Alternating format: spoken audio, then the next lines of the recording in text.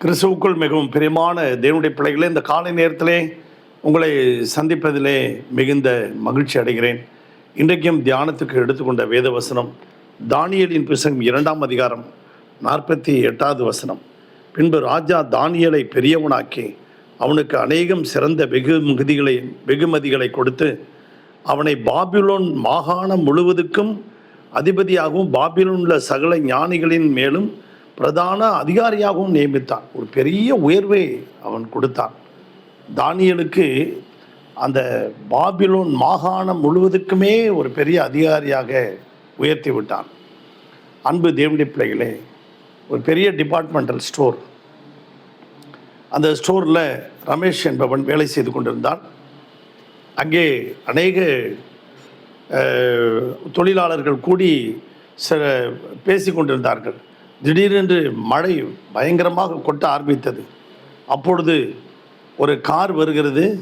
இந்த ரமேஷ் என்பவன் ஓடி போய் அந்த காரில் இருந்த அந்த பெண்மணியை வரவேற்று கொடைப்பிடித்து கொண்டு வந்து உள்ளே வரவழைத்து, மேடம் உங்களுக்கு என்னென்ன வேண்டும் சொல்லுங்கள், நானே எல்லாத்தையும் உங்களுக்கு எடுத்து வச்சிடறேன்னு சொல்லி அந்த லிஸ்ட்டை வாங்கி கொண்டு எல்லா பொருட்களையும் எடுத்து வச்சிட்டான். சரி, பில்லு கட்ட போகும்போது, மேடம் அந்த பில்லை கொடுங்க, நானே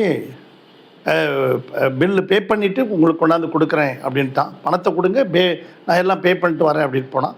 வாங்கி கொண்டாந்து கொடுத்தான். பிறகு அந்த அவங்களுடைய பொருட்கள் எல்லாத்தையும் எடுத்துக்கொண்டு போய் அவனே காரில் வைத்து விட்டான்.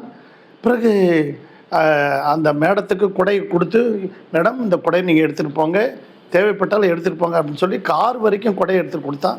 பிறகு வேண்டாப்பா போகிறோம், நான் காரில் இருக்கட்டேன், கொடை வேண்டாம் அப்படின்ட்டாங்க. மேடம் வீட்டுக்கு போன பிறகு அந்த டிபார்ட்மெண்டல் ஸ்டோருக்கு ஒரு கடிதம் வருகிறது. $1,50,000 உள்ள பொருள்களை என்னுடைய வீட்டுக்கு அனுப்புங்க, என்னுடைய ஆஃபீஸுக்கு அனுப்புங்க, அலுவலகத்துக்கு அனுப்புங்கன்னு சொல்லி ஒரு லெட்டர் வருது. அதை உங்கள் கடையிலே வேலை பார்க்கும் ரமேஷ் என்பவரிடத்துல கொடுத்து அனுப்புங்க, வேறு யாருக்கிட்டையும் கொடுத்து அனுப்பாதீங்க அப்படின்னு சொல்லி. அப்போ ஓனருக்கு என்ன இது திடீர்னு ஆச்சரியமாக இருக்கு. சரி, அவனை என்னுடைய கம்பெனியில் என்னோடு நான் வைத்துக்கொள்ள போகிறேன் அப்படின்னே ஓனருக்கு கொஞ்சம் ஷாக்காக இருந்தது. சரி, $1,50,000 வருது, அதை விட இவனை எடுத்துக்கிட்டால் பரவாயில்ல அப்படின்னு சொல்லி அந்த பொருட்களெல்லாம் போட்டு அந்த பையனிடத்தில் அனுப்புகிறாங்க. அவனை அந்த மேடத்தினுடைய ஆஃபீஸுக்கு கொண்டுட்டு போகிறான். கொண்டுட்டு போனவுடனே அங்கே அந்த பொருட்களெல்லாம் கொண்டு போய் கொடுத்தோடனே அந்த மேடம் கேட்குறாங்க, தம்பி என்னை தெரியுதா அப்படின்னு. உங்களுடைய கடைக்கு தானேப்பா வந்திருந்தேன், வந்து என்னை உண்மையாக முழு மனதோடு நல்ல முழு பலத்தோடு நம்பிக்கையோடு நீ அந்த வேலைகள்லாம் செய்கிறத பார்த்தேன். அதனால் உன்னைய என்னுடைய கம்பெனியில் வேலைக்கு சேர்த்துக்கலான்னு இருக்கேன்னு சொல்லி பக்கத்து ரூமுக்கு அழைச்சிட்டு போனாங்க. அந்த டேபிளில் மிஸ்டர் ரமேஷ் ஜென்ரல் மேனேஜர் அப்படின்னு போட்டிருந்தது. இவனுக்கு அந்த ஆஃபீஸ் முழுவதுக்கும் ஒரு ஜென்ரல் மேனேஜராக ஆக்கிட்டாங்க. உனக்கு $1,50,000 சம்பளம் உனக்கு போட்டிருக்கேன் அப்படின்னோடனே அவங்க அம்மாட்ட போனாங்க.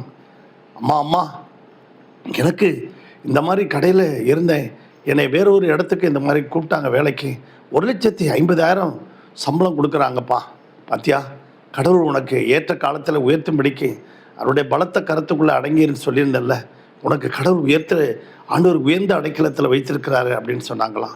ஆம்பிரியமான தேவனுடைய பிள்ளைகளே, அந்த தானியேலை அவனுடைய உயர்வுக்கு காரணம் என்னன்னு பார்க்கும்போது தானியேலின் புத்தகம் 6ஆம் அதிகாரத்தில் நம்ம பார்க்கும்போது அங்கே தானியேல் உண்மை உள்ளவனாக இருந்தான் போட்டிருக்கு.